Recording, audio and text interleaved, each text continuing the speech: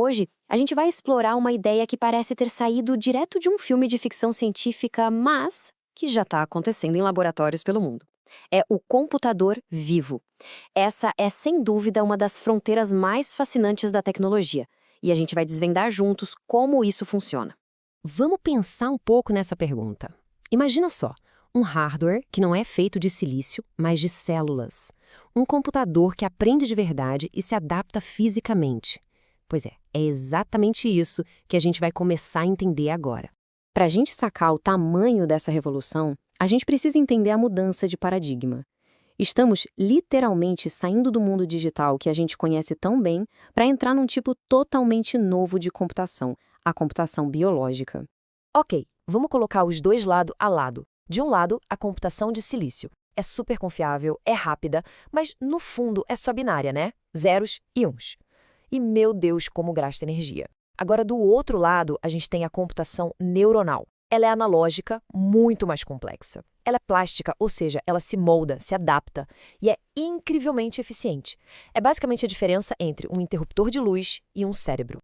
E aqui está o pulo do gato, a parte mais importante. Não estamos falando de imitar um cérebro dentro de um programa de computador. A proposta aqui é muito mais radical. É usar o próprio tecido neural como se fosse o hardware. É uma troca da peça fundamental da máquina. Para a gente entender de verdade essa nova tecnologia, vamos definir alguns conceitos centrais e ver como a coisa toda funciona na prática. A ideia central por trás de tudo isso é a tal da computação neuronal orgânica. Resumindo bastante, o processo é o seguinte: os cientistas cultivam um tecido neural humano em laboratório e depois conectam esse tecido a uma interface eletrônica. E essa interface fica literalmente conversando com os neurônios, enviando e recebendo sinais elétricos para conseguir realizar cálculos. E o componente biológico-chave aqui são os organoides cerebrais. Mas atenção! É muito importante entender. Eles não são mini-cérebros, ok? São, na verdade, aglomerados de células neurais em 3D que conseguem formar redes e gerar atividade elétrica. É como se fosse um pedacinho de um cérebro em desenvolvimento, mas sem toda a estrutura complexa de um cérebro de verdade. Então, por que esses organoides são tão promissores para a computação? Basicamente, por 3 motivos. Primeiro, a computação deles é analógica, o que é muito mais rico e complexo do que o simples 0 e 1. Segundo, a plasticidade. A rede de neurônios aprende de verdade, alterando suas próprias conexões físicas. E terceiro, a dinâmica emergente. A rede viva cria sozinha padrões elétricos complexos que podem ser usados para processar informações.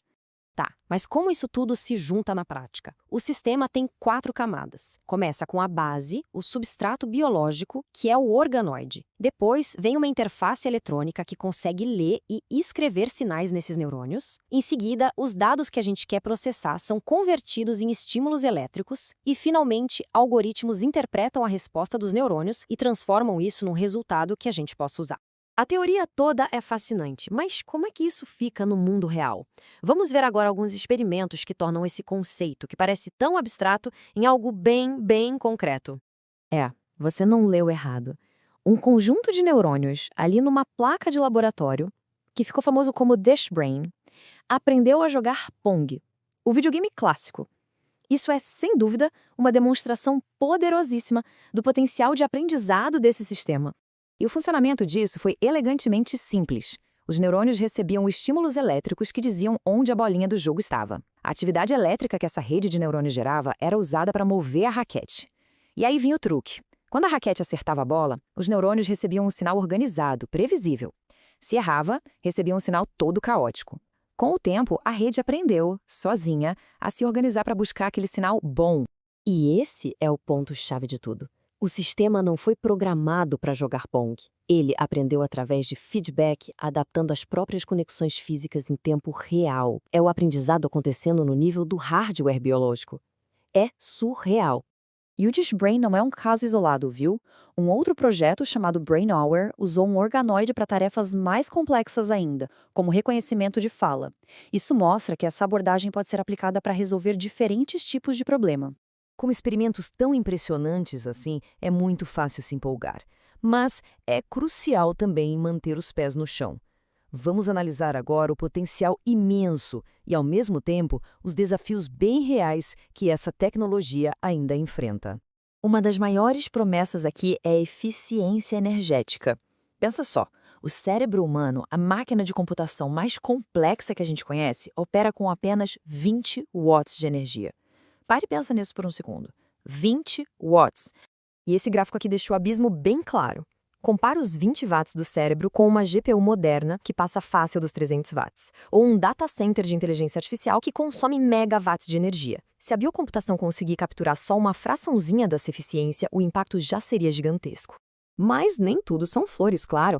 Os obstáculos científicos ainda são bem significativos. Primeiro, cada organoide é biologicamente único, o que torna a padronização muito difícil.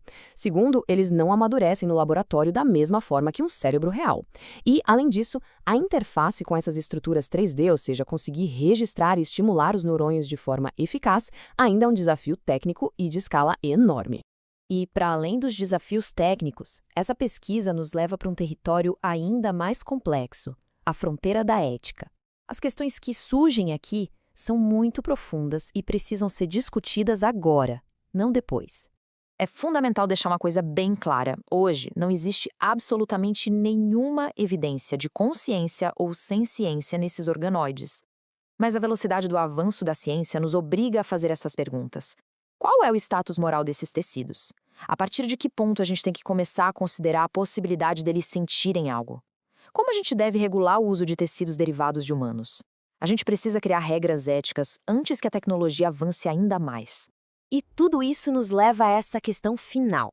Ao fundir biologia e computação, a gente não está só construindo uma ferramenta mais rápida ou mais eficiente. A gente pode estar fundamentalmente redefinindo o que significa ser uma máquina inteligente. Onde que acaba o simples processamento de informações e onde começa a cognição? Essa é uma pergunta que essa tecnologia nos força a encarar. E a resposta? Bom, a resposta vai moldar o nosso futuro.